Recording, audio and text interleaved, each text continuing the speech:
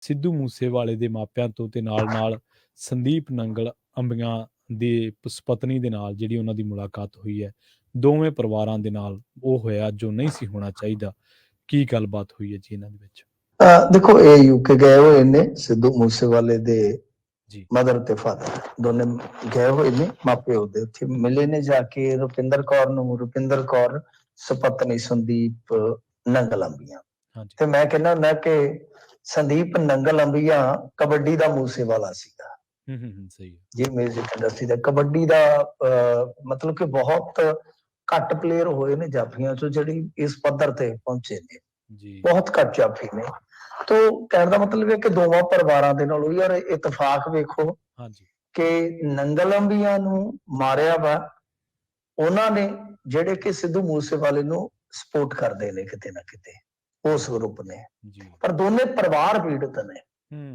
ਆਪਾਂ ਦੇਖਿਆ ਨਾ ਬੰਬੀਆ ਗਰੁੱਪ ਹਮੇਸ਼ਾ ਆਪਾਂ ਜੇ ਦੇਖਦੇ ਆ ਤਾਂ ਸ਼ੁਭਦੀਪ ਬਿੱਟੂ ਦੇ ਸ਼ੁਭਦੀਪ ਸਿੰਘ ਸਿੱਧੂ ਮੂਸੇਵਾਲੇ ਦੀ ਸਪੋਰਟ ਕਰਦੇ ਨਜ਼ਰ ਆਉਂਦੇ ਨੇ। ਹਾਂਜੀ ਤਾਂ ਦੂਜੇ ਪਾਸੇ ਦੇਖੋਗੇ ਤਾਂ ਜੱਗੂ ਭਗਵਾਨਪੁਰੀਆ ਉਸ ਸਾਈਡ ਤੇ ਮੇਜਰ ਕਬੱਡੀ ਲੀਗ ਤੇ, ਜਿੱਥੋਂ ਇਹ ਸਾਰਾ ਕੁਝ ਜਿਹੜਾ ਕਿ ਫਿਰ ਤੁਰਦਾ ਇੱਥੋਂ ਤੱਕ ਪਹੁੰਚਦਾ ਹੈ।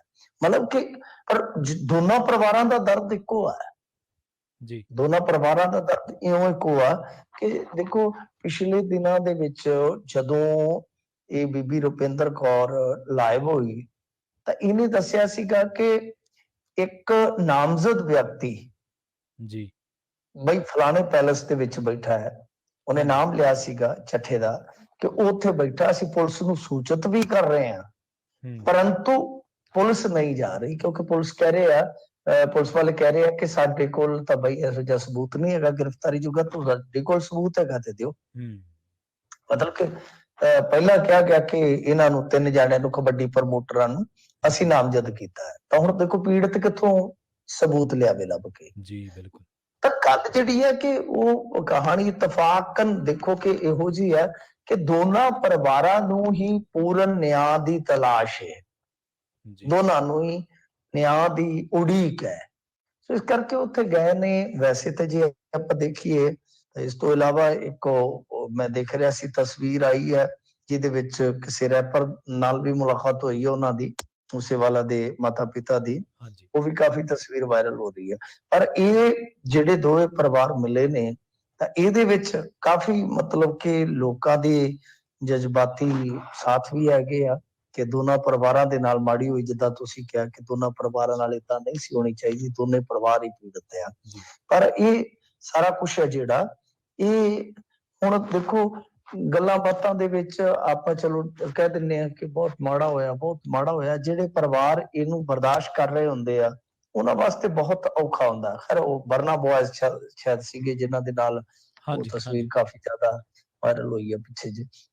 ਤਾਂ ਬਈ ਹੁਣ ਇਹੀ ਆ ਕਿ ਕੁਝ ਚੀਜ਼ਾਂ ਹੋਰ ਵੀ ਮਿਲਦੀਆਂ ਨੇ। ਮੈਂ ਜਿਵੇਂ ਕਿਹਾ ਕਿ ਠੀਕ ਆ ਕੁਛ ਗੱਲਾਂ ਇਤਫਾਕਨ ਹੁੰਦੀਆਂ ਨੇ, ਤਾਂ ਇੱਕ ਚੀਜ਼ ਹੋਰ ਵੀ ਵੇਖੋ ਕਿ ਦੋਨਾਂ ਪਰਿਵਾਰਾਂ ਦਾ ਜਿਹੜਾ ਕਹਿਣਾ ਹੈ ਕਿ ਬਈ ਸ਼ੂਟਰ ਫੜੇ ਗਏ ਪਰ ਮਰਵਾਉਣ ਵਾਲੇ ਬੰਦੇ ਕਦੋਂ ਫੜੋਗੇ, ਮੰਗ ਵੀ ਦੋਨਾਂ ਦੀ ਇੱਕੋ ਜਿਹੀ ਆ। ਵਿਚਾਰ ਵਟਾਂਦਰਾ ਹੁਣ ਪਤਾ ਨਹੀਂ ਵਿਚਾਰਿਆਂ ਨੇ ਕੀ ਕੀਤਾ ਹੋਏਗਾ, ਪਰ ਜ਼ਰਾ ਜੀ ਗੱਲ ਹੈ ਕਿ ਆਪੋ ਆਪਣੇ ਦੁੱਖ ਰੋਏ ਹੋਣਗੇ, ਆਪੋ ਆਪਣੇ ਕੇਸਾਂ ਦੀ ਗੱਲ ਕੀਤੀ ਹੋਏਗੀ।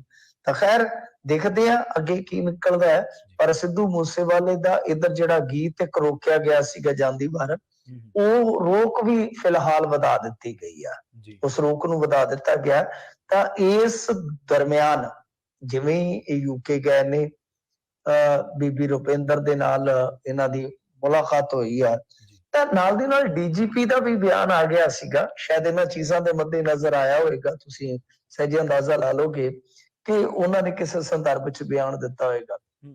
ਤਾਂ ਉਹਦੇ ਚ ਉਹ ਕਹਿ ਰਹੇ ਸਨ ਕਿ ਬਹੁਤ ਜਲਦੀ ਗੋਲਡੀ ਬਰਾੜ ਨੂੰ ਅਸੀਂ ਪੰਜਾਬ ਲੈ ਆਵਾਂਗੇ ਜੀ, ਯਾਨੀ ਡੀਜੀਪੀ ਨੂੰ। ਤਾਂ ਇਸ ਸੰਦਰਭ ਚ ਸ਼ਾਇਦ ਬਿਆਨ ਆਇਆ ਕਿਉਂਕਿ ਮੈਂ ਜਿਵੇਂ ਕਿਹਾ ਕਿ ਉਹ ਬਹੁਤ ਵੱਡੀਆਂ ਤਸਵੀਰਾਂ ਨੇ, ਚਾਹੇ ਬੀਬੀ ਰੁਪਿੰਦਰ ਕੌਰ ਦੇ ਨਾਲ ਸਿੱਧੂ ਮੂਸੇਵਾਲੇ ਦੇ ਮਾਪਿਆਂ ਦਾ ਮਿਲਣਾ ਹੋਵੇ, ਜਾਂ ਜਿਹੜੇ ਉਹ ਬਰਨਾ ਬॉयਜ਼ ਨੇ, ਜਾਂ ਹੋਰ ਉੱਥੇ ਪ੍ਰੋਗਰਾਮ ਜਿਹੜੇ ਉਹ ਲਿਖੇ ਜਾ ਰਹੇ ਉਹ ਧਿਆਨ ਤੇ ਖਿੱਚਦੇ ਆ ਨਾ ਲੋਕਾਂ ਦਾ।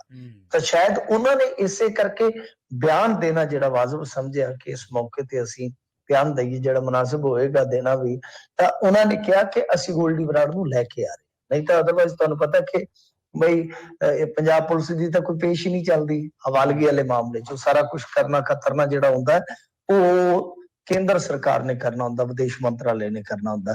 ਤਾਂ ਦੇਖੋ ਅੱਗੇ ਕੀ ਬਣਦਾ। ਪਰ ਦੋਨਾਂ ਪਰਿਵਾਰਾਂ ਦੀਆਂ ਇਹ ਜਿਹੜੀਆਂ ਤਸਵੀਰਾਂ ਨੇ ਜਾਂ ਜਿਹੜੀ ਮੁਲਾਕਾਤ ਹੈ ਕਾਫੀ ਚਰਚਿਤ ਰਹੀ।